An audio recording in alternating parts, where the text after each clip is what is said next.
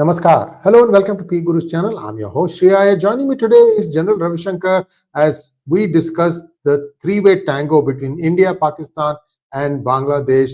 What are the different factors that are affecting this relationship?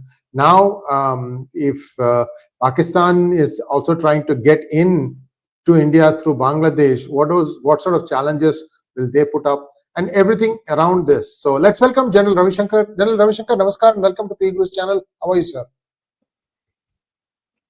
Namaskar, thanks a lot.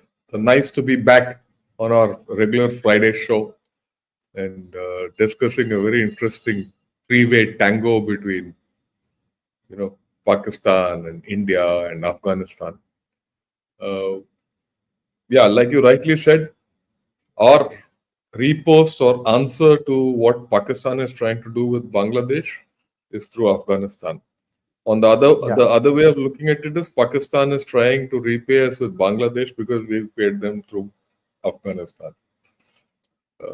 The thing is, which is the stronger state? It doesn't need any great guesses, but I think there's more to stake than just the Bangladesh kind of a story, and we need to focus on it in a much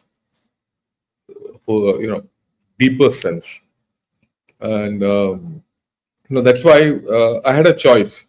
I had a choice that I could discuss with you without anything or put together a formal presentation, because I've been discussing Afghanistan and impact and everything in Gunner shot also. But I thought, let me put across a formal thing because things have come to a head. You won't mind if I go through the presentation, then we can discuss. No problem at all, sir. Please go ahead. Please go ahead. Because that will put everything in picture. Look, like as seen here, India Af-Pak, it takes three to tango and put Pakistan in a squeeze, right? That's the first thing. Second, the Af-Pak relationship, Pakistan has sought strategic depth in Afghanistan, but what it has got is strategic anguish. Why do I say strategic anguish? Look at this. This is what ISI has put out today against Taliban. It says Modi's army. So Taliban has become Modi's army today. That's the strategic anguish which is being shown. And in your own time, if you blow this picture up, you will see these Taliban ministers with a bindi on their head. So that's the thing. But let me put this, we have to view this from a macro perspective. There are always two Pakistans. One is the Pakistan of the army, or the Pakistan army, which is the center of power. And then the state, which is the center of governance. Wars have destroyed the state, but wars have strengthened the armed forces. How do you break that? How do that's the point. The center of power has never been destroyed. Okay. And the next thing is the center of power, army, elite, the politicians, they're all rich. The rest of the state is poor. It doesn't matter who lives, who dies out there. Whether they are polio affected or not, they're not bothered. All this rich Pakistan is, and the army-oriented Pakistan is to retain power and become richer and control, play strategic games. And that's the dangerous army. And that also is given as a two-faceted thing. One is that part which is conventional, doing a lot of exercises with, China, getting a lot of maritime equipment from China, including submarines and all that. And then, which is waging a battle of survival virtually with Afghanistan. We have to take a call, what do we want to do? And where is this whole relationship going so that we know how to deal with Pakistan through Afghanistan? Okay, first let's look at Taliban. We all know it seeks legitimacy because it doesn't have it so far, right? And it needs assistance to survive because who are its opponents? It is IS, K, Khorasan, AQ, Al-Qaeda, and the Northern Resistance, Amrullah Saleh and company. So it needs outside support. But it does not want to be a Pakistan's puppet. That's very clear now after 3.5 years. It needs support. It needs a counterweight so that it can counter China and Iran who want to get into Afghanistan. If they get into Afghanistan, Taliban can pack up and go. It needs to develop better relationship with the Central Asian Republic. The thing is, it doesn't have the capacity to get popular support. It doesn't, I mean, really speaking, Taliban doesn't have too much support within Afghanistan. It is running the whole country by brute force. We know that. They know women's rights and all that. We know that. It's a repressive government. Taliban has one line, strategy. That is export terror. Blackmail through exported terror. But what it has, and it has now started cashing, it has started realizing after 3.5 years, is there's a traditional Afghan friendship with India. And at the end of the day, the bulk of Taliban are also Afghans. In fact, they're all Afghans, depending on which tribe you're looking at. So they want to now rebuild India and invite India in for their own purposes. And they want to, look, the way I look at it, India is their main card now against all the forces which are destabilizing them. And they're playing it smart, right? Not that Taliban will get destabilized overnight, but they're playing it smart. That's something which we have to go. Now let's go to go a bit into the history. 80s to 21. We all remember, Pakistan backed the Mujahideen, destabilized the Soviet presence there, destabilized Najibullah's government and hung him, all that. It was the primary backer of the Taliban 1.0 when it was there, Osama bin Laden, Mullah Omar and all that. And during the Taliban 2.0 time, Taliban was given shelter in Pakistan. And Pakistan played a double game against the US. We all know that. That's a gory history. Taliban, as far as Taliban-India relations are concerned, no, Taliban and Haqqanis, at the behest of ISI and Pakistan, from Pakistan soil, repeatedly attacked us. The Indian embassy was attacked in 2008-9. I lost my good friend, Brigadier Ravi Mehta. In fact, he and I were childhood friends. He was lost in a bomb attack just outside the consulate. I'm in touch with his wife and children still. It was pretty traumatic for me. But then they have attacked our consulates in Jalalabad, Herat, and Mazar-e-Sharif. But these equations today are gone. They don't stand anymore. What's the current set of equations? We'll come to that. What does Dawn say? Dawn came out with this. It says 2024 was the deadliest year for Pakistani security forces. From where? From Taliban.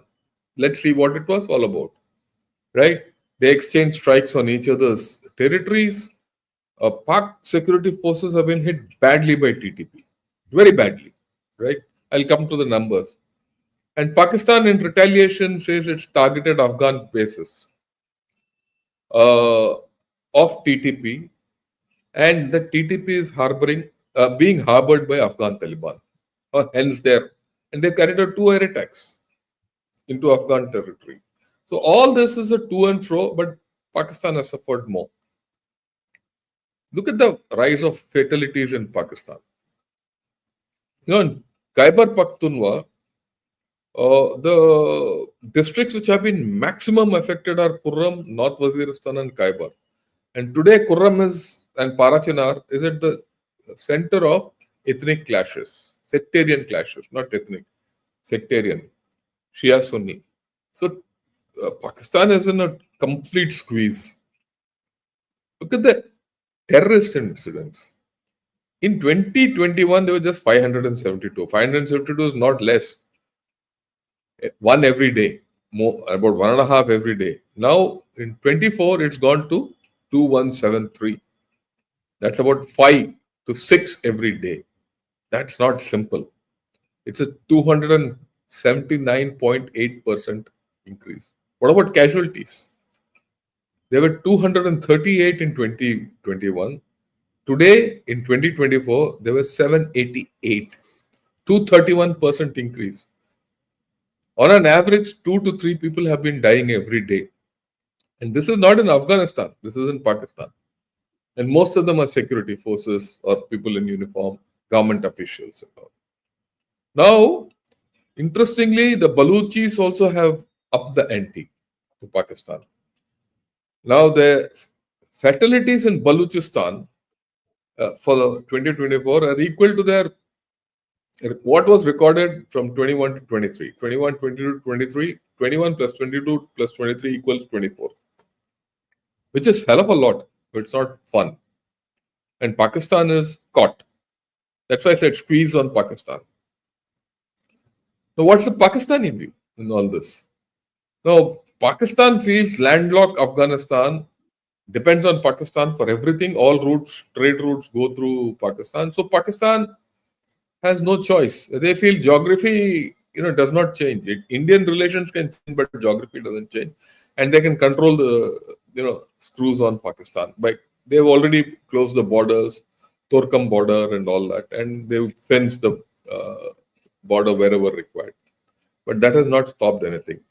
But there's an elemental reality which 𝗍𝗍𝗍, who's now in jail, the guy who was the ISI head, who went to Serena Hotel, drank a cup of tea and said, "Sab kuch theek ho jayega," and all that nonsense. That cap says, not many people agree with me, but I do believe that TTP and the Afghan Taliban are two faces of the same coin. So the Pakistanis know what they're up against. So why has this come about? It's simply because there's a traditional rivalry between Pakistan and Afghanistan. And that goes back to time from the time Durand Line was drawn. Afghans don't consider the Durand Line as the official border between Afghanistan and Pakistan. Pakistan feels that's a settled border, right? And a lot of people astride the border don't consider it as a border. It's unenforced. Plus the fact that Pakistan has neglected this area. And Pakistan has done all the wrong it's not fenced, right? It's not fenced, right? On the Durand Line? No, it is not there fenced. are some places it's fenced. Crossings and all, it has been fenced. Some places Pakistan has fenced them. Known crossings they have fenced, right? But then Afghans being Afghans, they'll come through other routes. And especially the TTP people, they'll cross it wherever they have to. It's not a absolute, impenetrable fence. So they're playing to form Afghan Taliban and TTP. Like 𝗍𝗍𝗍𝗍 says, they're two sides of the same coin. There's not much difference. Okay, now what's happening after all this? After the Pak Army chief went to Khyber Pakhtunkhwa, and he says, as per him, they are in a situation. He says the TTP and the cross-border attacks are the only 2 points of problems with Afghanistan. Nothing else. We are okay. We are okay with Afghan Taliban, but TTP is the problem. But by their own admission, TTP and Afghan Taliban are inseparable. How does Pakistan resolve all this? They can't. Okay, recently these chaps, that's in the center in that photograph, you see Asim Munir. He's flanked by the CM of Khyber Pakhtunkhwa, Amin Gandapur. Now, Gandapur is playing both sides. In fact, he's playing every side except the Pakistani side. Ali Amin Gandapur is of PTI.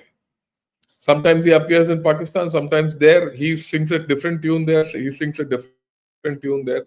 But his allegiance to the Pakistan state and the army is doubtful. But Asim Munir can do very little with that fellow because that fellow he's elected chief minister.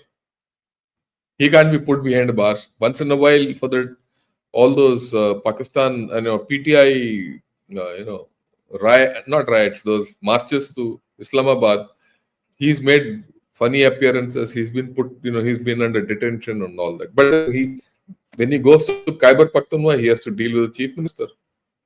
Right. What does he say there? After saying all that nonsense, we have no problem. Asim Munir says the Afghan Taliban is out of control, and so is TTP. There's no control. But at the same time, he also says the enemy may try to sow discord and fear, but we will not relent. Who's the enemy here? India. We have to understand. He's gone there and said enemy is India. Hostile elements will be dealt with an iron hand. So let us see what iron hand this fellow uses against India. Because if he uses an iron hand, he'll get an iron bamboo. And you know where that bamboo goes? I'll leave it to your imagination. They will continue to suffer heavy losses and their capacity to inflict harm will be decimated. So he's made all these big noises, right? He can do very little. That's the fact is they can do very little. They're caught. Now we'll see why. There are internal factors in Pakistan which we have to consider. Everyone says, okay, there should be a military operations in Khyber Pakhtunkhwa and they should be cleared and all that. But the Pakistanis lack public and political support in that area. If we think we lack public and political support in Kashmir, this is even worse. Right? There's no appetite for another round of displacement. What is this displacement? You see, unlike what we do, when Pakistan carries out operations in Khyber Pakhtunkhwa, they do it with a heavy hand. They displace all the civilians from that area. They tell all the civilians, get out of this area. So there's a lot of internal displacement in the villages in that belt. And people are put to hardship. The Pakistan army doesn't care a damn about it. We don't do that. They do it. It's mass displacement. When mass displacement happens, all these people are taken to security camps or refugee camps and displacement camps, and they have to be fed and all that. Now, for that means you're losing the hearts and minds of people. And they have to be fed. Pakistan can't feed itself. How will they feed these displaced people? So there are issues. So they can't do that. If they can't do that, Pakistan army can't carry out operations. So Pakistan has imposed trade restrictions on Afghanistan. Now Afghanistan is seeking a way out. We'll talk of that. Worst, what has happened is Pakistan last year expelled 5 lakh undocumented Afghans who were staying in Pakistan, in Karachi and all that. And some of those chaps have never seen Afghanistan. They're born and brought up in Pakistan. They were all thrown out. And more, they're being thrown out. And their visa policies and all. So there's a general hatred towards Pakistan which has developed in Afghanistan. And that is something which is important. See, when you disturb people like this, both sides of the border, you will not get goodwill. So you'll get only ill will. That is what Pakistan is reaping. Now, in any insurgency, there are 3 phases. There's a latent and incipient phase, where, all these people build support, recruit members, establish networks and all that. Then there's a guerrilla warfare phase, where it is a small scale hit and run attacks, weaken government forces and all that. And then the third phase is it turns into a conventional military action to confront the government. Now, any insurgency has political goals and public sentiment. And terrorism and insurgency have an overlap. As per Pakistanis, the Baloch Liberation Army is in the second phase. They are in the guerrilla warfare phase. They feel that the TTP is in the first phase, but it is more of a terrorist organization than an insurgent organization with large political goals. But that's their perception, and they're dealing with it accordingly. Why this is important is, how is Pakistan dealing with these problems? Let's see that. Let's look at the Baloch insurgent groups. The Baloch insurgent groups now have an operational strategy which has evolved. It's no more, crude kind of an attack. They, from low intensity, small attacks, they have now got into sophisticated, high-profile operations, coordinated operations, hitting in depth, using technology, and are well equipped. Okay. Now you look at the TTP. Oh, TTP, first and foremost, it draws support from Afghan Taliban. And it has got into classic guerrilla warfare tactics, light-footed. It avoids conventional battles. And TTP significantly does not attack civilians. And TTP is now enunciating for the past 3 years very clear political aims. So the Pakistanis are handling it as a terrorist organization when there's an insurgency on. That is why I brought that earlier slide. My view is both BLA and TTP are in the second phase of guerrilla warfare. Any day now, they will get into a clear political aim. Will that happen? We'll have to see. When that happens, Pakistan is in real trouble. And the thing about TTP is it is anarchist in nature. So it will not be easy to think. And what's worse, Pakistan, in the Khyber Pakhtunkhwa area, there is something called the Pashtun Tahaffuz movement. They are a peaceful movement. Pakistan has banned them. The day PTM and TTP get together, you will have a separate state and Pakistan will be broken. And that might be a big break. So will that happen? At this point of time, it doesn't seem to happen, but who knows what happens in future. I've not got a slide on PTM, but it's there. That's Manzoor Pashtir and gang. They're largely part communist in nature, leftist, but they're peaceful. That peaceful force and this TTP get together and they have a broader relationship with BLA, Pakistan is in for the high jump. Okay. Now, what does Pakistan lack in all this? I've been talking, but let's see it formally. First and foremost, in that part of the area, it is not perceived as being legitimate. The Pakistan state must restore its image.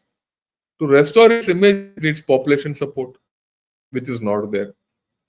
It doesn't need it has to have a very clear idea as to how it should carry out a counter-insurgency operation and strategy, which it doesn't have. It needs accurate and timely intelligence. Obviously, it doesn't have. For all what we talk of ISI and AQ, EAO, all that, it doesn't have intelligence. Otherwise, they won't be on the back foot. Right? And securing this population from the insurgents or the terrorists is vital, which they are not able to do. Now, why are they not able to do? Because Pakistan has discriminated the Pashtuns and the Baluchis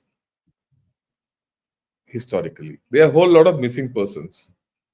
That missing persons have never surfaced. And this is not a new problem. This is the problem for 75 years. That has only increased. This Punjabi army will not be able to end this discrimination because anyway, Punjabis discriminate against the rest of Punjab anyway, rest of the Pakistan anyway. So this is special. The next point is Pakistan doesn't have money. It does not have capacity. And China is breathing down its neck because we know there have been attacks on Pakistani workers in the Dasu Dam area. In that Karachi, there was an attack. People died. Gwadar, people died. So Pakistan and China is very fed up of Pakistan. So Pakistan is under a lot of stress. What is the Indian approach? So we now see, we know Pakistan is in a, up the creek without a paddle in Afghanistan. Khyber Pakhtunkhwa, that whole belt. And that belt will not, come back to normal in a hurry. Now in this, what is our approach? Our approach is humanitarian. It's not security approach because we don't have a security role there. We don't have troops there. We are not giving them arms, nothing. We just have security. And ours is a people-to-people approach to help the Afghans with whom we have traditional friendship. And we want to counter this China-Pak nexus in Afghanistan. Let's have no doubt about it. We need to regain our influence. We need to provide Taliban with alternate options. We need access to Central Asia. These are our requirements. This is our tango which we have to play. When you say 3 to tango, this is my tango. We need to improve relations with Iran. We have regional aspirations, notwithstanding what USA talks of Iran. USA and Iran can be 𝗥𝗙𝗙, but we are not 𝗥𝗙𝗙 with Iran. But we also have to realize that Taliban is the best. It's the best of the bad options, or it's the chosen bad option amongst the worst options available at this point of time. So we don't have a choice but to deal with Taliban, and we are dealing with them. Okay, how have we dealt with them? We've started this really around November last year, when this joint secretary of us he led this delegation on 4th, 5th November, and he went and met this gentleman who was the defense minister of Afghanistan, Mullah Muhammad Yaqub. He also met President Hamid Karzai.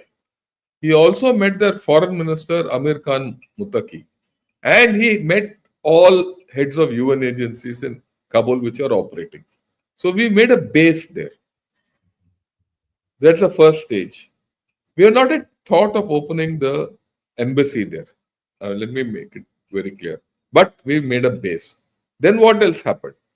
He discussed the use of Chabahar port in Iran for trade and humanitarian assistance. So earlier I said Pakistan wants to close the border between Afghanistan and Pakistan so that all trade routes are blocked. We've given them an out from the other side. I'll come to the maps also a little later. Then last week, about 10 days back, our Foreign Secretary, Mr. Vikram Misri, he went and met Muttaqi in Dubai. Okay, so that is why that picture which came up, in the beginning. So let's put what all we have done in the past 4-5 years in perspective. We have given them more than $3 billion in assistance to Afghanistan, and that's over the last 2 decades. Now Taliban has come to realize that value of that. That is why they are coming. What all did we give them? We gave them Salal Dam. That Salal Dam is very important for them because it helped them out in their worst times for water. Then the parliament. No, the parliament in any country is the symbol of government. The Taliban are using this parliament more. Everyone thought, initially the Pakistanis thought the Taliban will break this parliament and all that. No. They are functioning from this parliament which India built, and that's their sign of legitimacy. I mean, at the end of the day, everything is political in nature. Then we built roads for them. I'll come to that. And so many other things, hospitals, everything.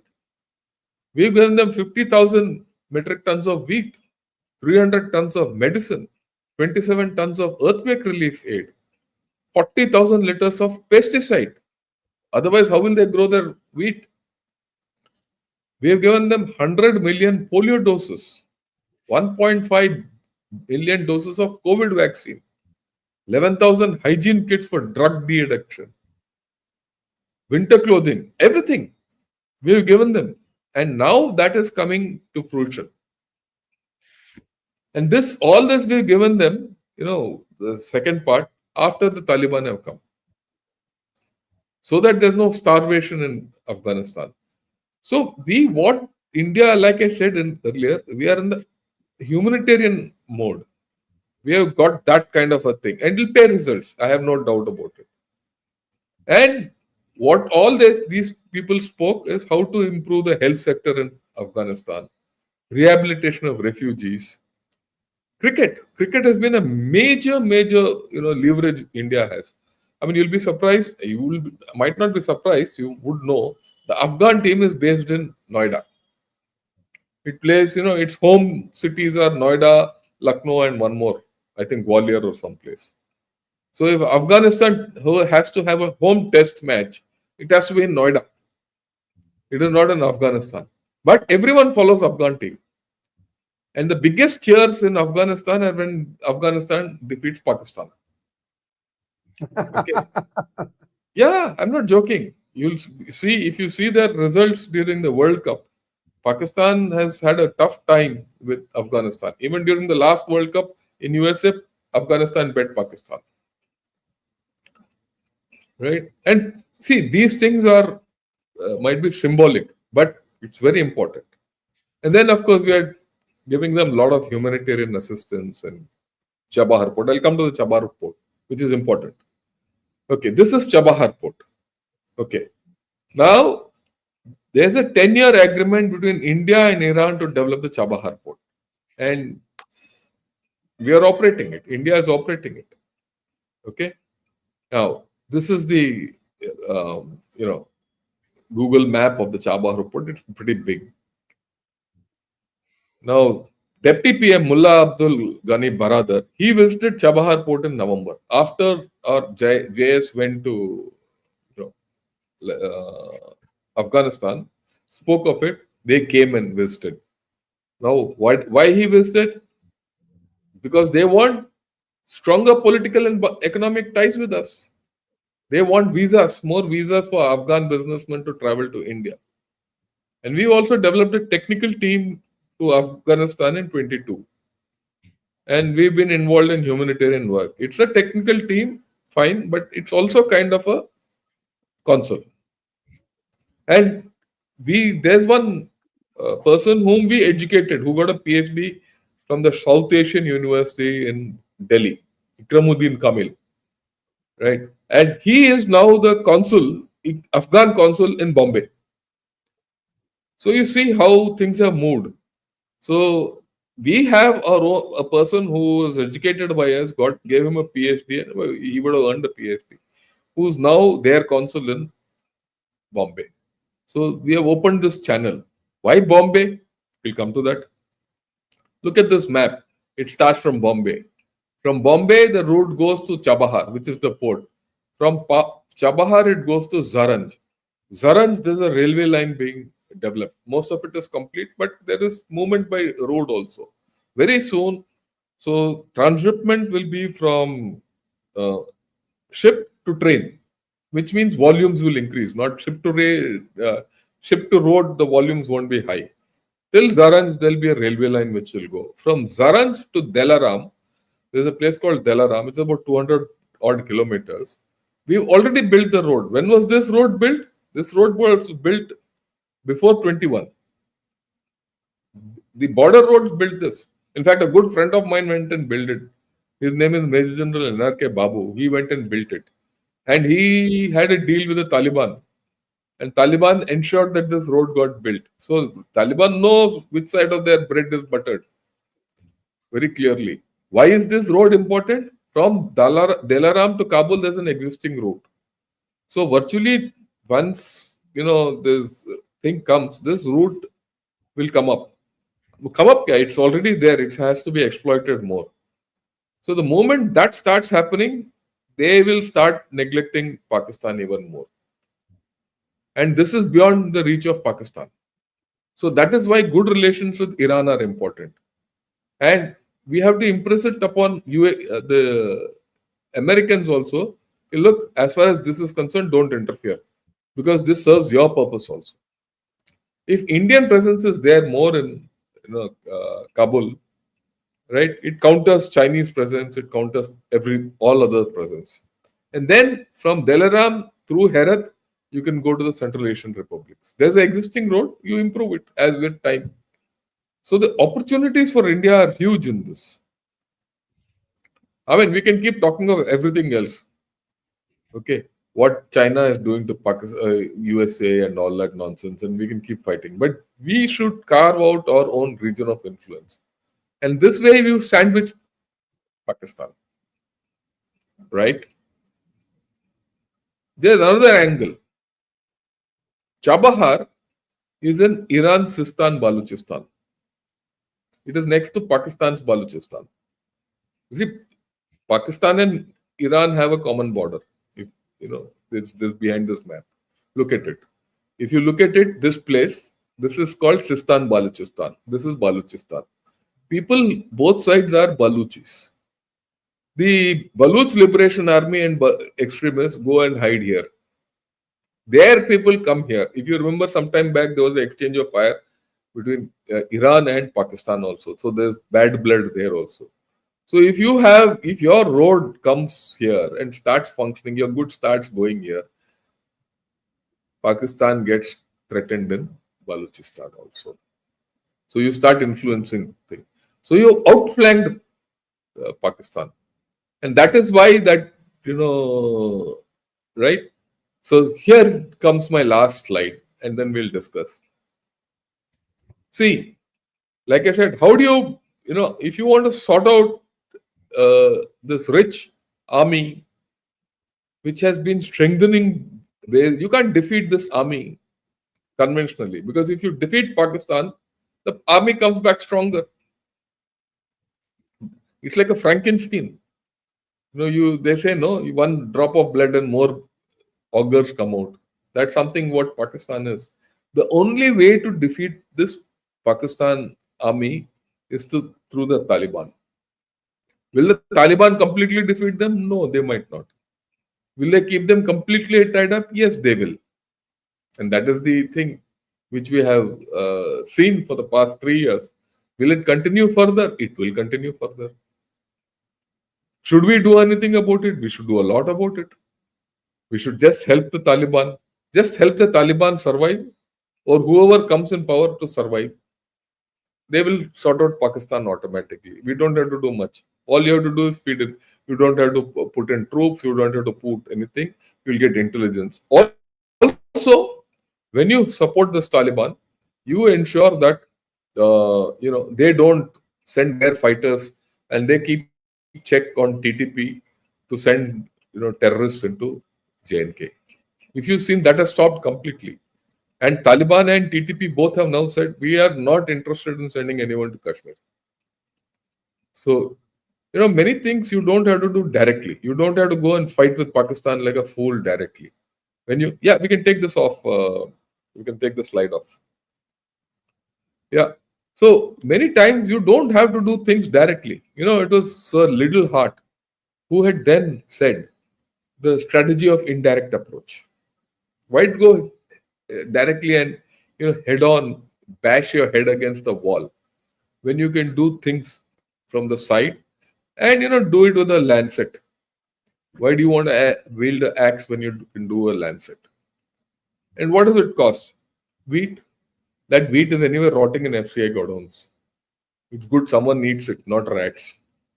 We can give them health. We can give them COVID vaccines or any vaccines. It's completely up to us. And the thing about Afghanistan is, barring that period, the Afghans have been generally faithful to us. I have a lot of friends in the erstwhile Afghan army who are all now, many of them are in Delhi. In fact, the Afghans trained with us in India. I had 2 Afghan friends who were my cadets, who along with me in India, when I'm talking of 73, 74. And unfortunately, one of them was hung along with Najibullah. Najibullah was hung on one lamppost, and this chap had become a major general. When I was a major, he became a major general and a big shot in the Afghan army. He sided with the Soviets, and this Taliban only hung him. But that's a different story. That's a different era. 50 years have passed. So that's how it is. So, how do you squeeze Pakistan? Like this. As simple as that. Is it being squeezed? Yes. I mean, do you have to go and hit them and this and that? Oh, that's stupid. Why should my army go and why should our people die? There are better ways to sort it out. There are better ways to sort out China also. Why do you think China is behaving? You have to understand what game we are playing. So when I say, look, no, we can do a lot of things. This is it. You think we can't do against Bangladesh? We'll do that. Don't worry. All that big talk against Bangladesh and all, chawal band kar do, sab ho jayega theek. Oh, but to say in Bangladesh, Bengali, baat band kar do. उनके बाद चावल होता ना तो बंद कर दो सब अपने आप ठीक हो जाएगा. So that's how it is. Shree, your views? Yeah, anything? One thing that kind of piques my mind is the United States is providing close to $85 to $100 million a month to Afghanistan. That's $1 billion a year. Yeah. Then it's also just approved. World Bank has approved $20 billion. So to Pakistan. And you know that it's US which has created the Bangladesh challenge now. So what exactly is US hoping to gain from all these things? I mean, you can keep India under the pump for some time, but I don't think it's, yeah. I mean, let me put it clear. It's not against India. Part of the deal is against India, but the major thing is US has a very clear thing that it needs to protect its own territory. Their Osama bin Laden experience and all that. And they know exactly what they did and what the assets there are, what they're capable of. They don't want Afghanistan to be the base from which a terrorist attack is launched on USA. They don't want tomorrow someone from the, someone walking out of the Pak nuclear establishment to the backpack nuke and landing up. That peacemaker thing which we discussed. So the way to do it is buy them out. Right? So they're sustaining Taliban and they're sustaining Pakistan. Why are they handling Pakistan the way they're doing? They're handling Pakistan basically to counter China. Otherwise, China will take over Pakistan tomorrow. And like I said in one of my earlier things, that Pakistan is virtually today, let's put it, it's a Chinese army. It's a surrogate Chinese army. 60% of Chinese arms of Pakistan are Chinese. So they will, have this game. Why Bangladesh? I think that has to do with the second half of Biden's administration. We know the problems. I expect it to change.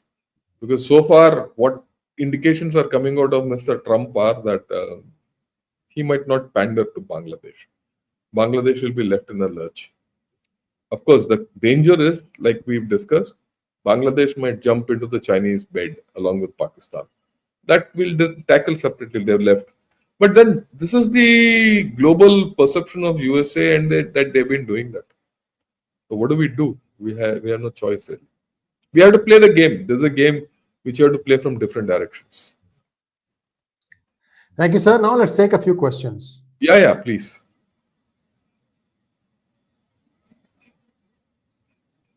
First question is from Magnet Ranga. International relations are so dynamic. Friends soon turn foes like Pakistan, Afghanistan. Neighbors forget past help, namely Bangladesh, Maldives, etc. Should long-term policies be forgotten? What should nations do? Nations should look at their interest. They say there are no permanent friends, only permanent interests. So India earlier had this fuzzy notion of going friendship and this and that. I think in the past 20-25 years, we were very clear that we should work to our interests. And we are doing it. So we should look at our interests. These things will change. Leaders change, people change, fortunes change. But we should look at our interests and do what we have to do. As simple as that. Yeah, next question. You are skeptical when someone asks you about Pak army apparently having occupied Wakhan corridor. Assuming this has happened, how can we expect Taliban to react? Did China order this? I don't think Pakistan has gone and ordered occupied Wakhan corridor, because a lot of people have done a satellite scan of that area and they've found it not correct. It was just a rumor. So Shritik, just tease you on that one. Number two, Pakistan army doesn't have the capability to do that, because the moment you go and occupy Wakhan corridor, it's a difficult area. And you go and occupy Wakhan corridor, sustenance is a problem. You need a big logistics scale to keep people there. I don't think Pakistan has the capability to go and sustain itself there. And who tells you this? That see, within Pakistan establishment also, that dissonant voices. There are a set of ambassadors. There's something called the Ambassadors Club which keep discussing a lot of things. So in one of their discussions, I understood that those chaps, the foreign office is completely against this business of going into Wakhan corridor. And one thing you must understand, that Pakistan, whatever you say, the Pakistan army is not a foolish army. To get stuck out there is asking for big trouble. I mean, you have to understand when you go to those places. Why do you think China has not gone there? I mean, if it was so easy, China's army should have taken over the Wakhan corridor and be sitting in Kabul. Come to the Salang tunnel and be happy. Because if you get caught there, there's nothing which will stop you from getting sniped every second day and getting killed. It's difficult, out of question. Yeah. Next one, please. Raja Raman wants to know, does Bharat involve in any of these TTP or BLA struggles? No, I don't think so. We are helping them with, virtually moral. We stand by them. When when the Pakistanis bombed the Afghanistan territory, our foreign ministry gave out a statement to say that is not the right thing to do, not the right morals to do. So we'll give them moral help, and we'll help the Afghans to survive. So when you do Well, that, giving them everything their will roti, right? Giving them wheat for their roti. Yeah. you saw medicines, roti, all that. We'll do. Yeah, their trade, their livelihood. When you increase, you reach out to the people. You don't have to do anything more. Yeah. Next one, please. Cosmic reason. Thank you so much. Sir, giving more visa and helping is all fine, but isn't Islam at its core a threat to our civilization? What if they start following Sunnat against us? See, you must understand what I told you. At this point of time, Taliban is the best option amongst the worst options available. It's the best of the worst. What do? You leave it everything and come? One. Number two, how many people are you going to deal with? After all, you are dealing with your own Muslims. You have hell of a lot of Muslims, but don't forget that. Okay, you have 120 million Muslims of your own. Where will they go? You know how to deal with them, and you have the capability to deal with them. And let's not be paranoid about every Muslim who comes here. You know how to deal with them. Let's deal with them. Yeah. Next one, please. Sid wants to know, sir, with Trump coming, will he go after Iran for Israel? Will Pakistan open a front to help USA since they will get dollars? I hear 20 billion from IMF and another 20 from US banks. Yeah, just think, you forget about the last part. What will happen to Pakistan if they go after Iran? You have to understand, Pakistan is not a foolish country to go after Iran. Okay, if Iran then will play merry hell. See what you look at the experience of Pakistan with USA. Thrice they've been let down by USA. Okay, all three times, once with India and twice with Afghanistan. The first time they were let down was post 71. Now, if they go into Iran, Iran is not a simple country. Okay, it's a very complicated country to get into. One day Americans will go away. Then what happens to Pakistan? Ab tumhara kya hoga kaliye, wo kahani hai. So let's not blow up these things into. And first, second, USA will not get into Iran. Why should it get into Iran? It has Iran in its corner. What you have to understand what's happened in the West Asia. Iran is suffering from a huge defeat.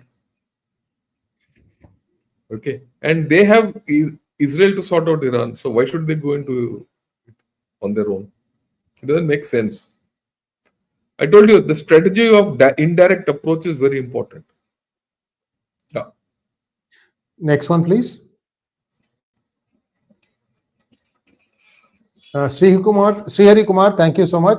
Please invite Admiral Ramdas Menon regarding 𝗥𝗘𝗙𝗥𝗡𝗙𝗥𝗏 submarine. Yeah, nuke attack submarine. Nuke attack submarine. Oh, nuke attack. Okay. You don't need. Yeah, we don't need Admiral Ramdas. I'll get some naval officer and on gunner shot, and we'll discuss it. It's not a big deal. But there's time, right? There's more time about. But what do you want to know about nuclear attack submarine? A nuclear attack submarine is what? Look. Any of your nuke subs can carry, nuclear attack. When I say nuke sub, it is nuclear propelled submarine.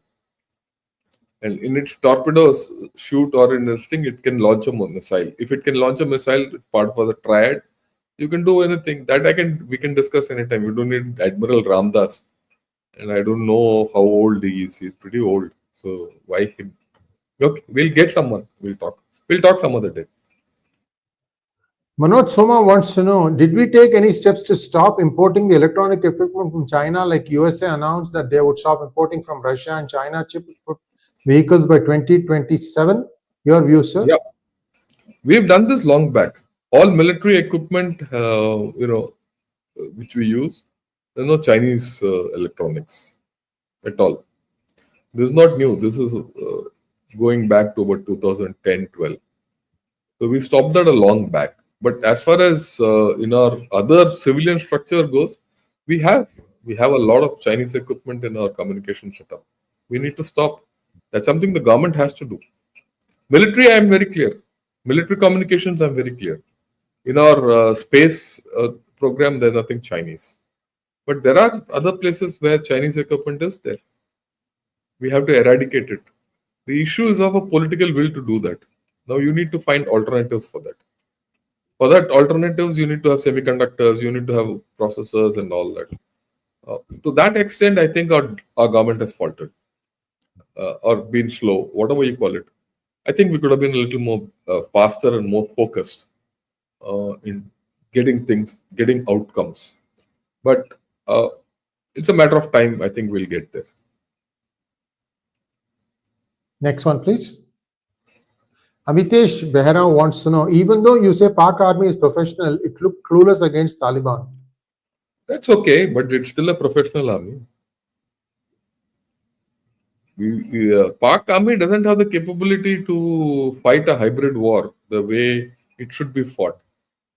Right? They're more brutish the way they go about it. So it's more than clueless. They're quite clued up. They don't have capacities. They don't have money. To sustain a counterinsurgency campaign, you need deep pockets. India had that. If people forget, India had the capability and the pockets to sustain it. Because a major part of the hybrid campaign is not military, it is political. And that is something which they don't have. Pakistani army suffers from that. Yeah. Next. Next one, please. Anirban Kanungoa wants to know, sir, do you think robot dogs which are being developed to be armed with rifles and bombs, can they pose a challenge to the army in Indo-China border? Or are DRDO and IITs coming with any counter? Yeah, these are all fancy things. They're all nice photo ops. End of story. Our chaps also during army parade showed some of these dogs loafing around. Yeah, dogs are dogs. They'll only be in one corner at the end of the day.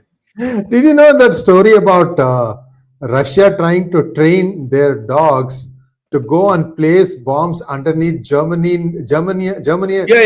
tanks? That is long back. Yeah. Second World War. Second World War. I agree with you. Would you like to relate it to our viewers? It's a fascinating story about training dogs to do a bad job or a big job. No, you can. See, dogs are very good. You can make them, after all, if you can make them sniff for explosives and all, and if you go to airports and all, you see dogs loafing around. They're all sniffer dogs. They're trained to sniff for explosives. So you can train a dog for almost everything. But these robot dogs, well, probably you have to program them. But working along the India-China border and all is all, it's a lot of PR. That's about all. Many of these won't work there. Yeah. Next one, please. Akash Krishan Tadani wants to know, from a historical perspective, originally Afghanistan was Buddhism in their demeanor. The problem started with the battles between the Mongols and Turks. First, the Mongols were converted to Islam, followed by the resides of this territory. Herein, new converts lie their desire to prove themselves more Islamic than the Arabs Turks. Your views? Oh, well, I don't think they were completely Buddhist in nature, because if you see, Afghanistan had the influence of Islam. Even before that, you go back to the days of Alexander and his conquest. The Greeks came. It's a potpourri of cultures. Turks came through this place. People came from the Central Asian republics also. And so, you see, in some kind of a way, Afghanistan is the heartland of this area. You find a lot of cultures. So I don't know whether Buddhism entered first or Islam entered first. It's something for an anthropologist to say. But yes, Buddhism had its impact. And after all those Bamiyan Buddha statues with Taliban in 1.0 they broke, is testimony to the fact that Buddhism extended till there. And of course, there is mention of this area, Gandhari, in Mahabharata also. Gandhar region is that Afghanistan only. So even Hinduism probably existed there. So it's a potpourri of religions. Yeah. Maithili wants to know, General Shankarji, Namaskaram, has India helped Afghanistan to grow wheat and get out of poppy? No, it's not India. It is their own. We have not done anything. It's their own because they couldn't handle the drug addiction. They couldn't handle the poverty, so they did it on their own. They have a major problem because they eradicated poppy because people have gone poor and people have gone hungry, and that we've helped them with wheat, not to grow wheat, but we have actually given them wheat. Yeah. Next one, please. Bhaskar Verma wants to know, Jai Hind, will Taliban with guerrilla tactics be able to remove parts of lumber one army, or it needs to become a conventional army and air force? Taliban will never be a conventional army. They've never been. After all, that's the evidence of the past 25 years. They'll always be a guerrilla army. They'll always be a hybrid army, unconventional. Right?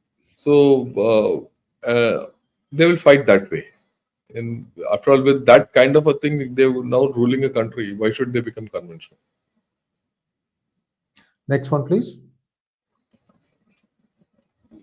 Why do we not, Amitesh Behera wants to know, why do we not open government in exile of Balochistan?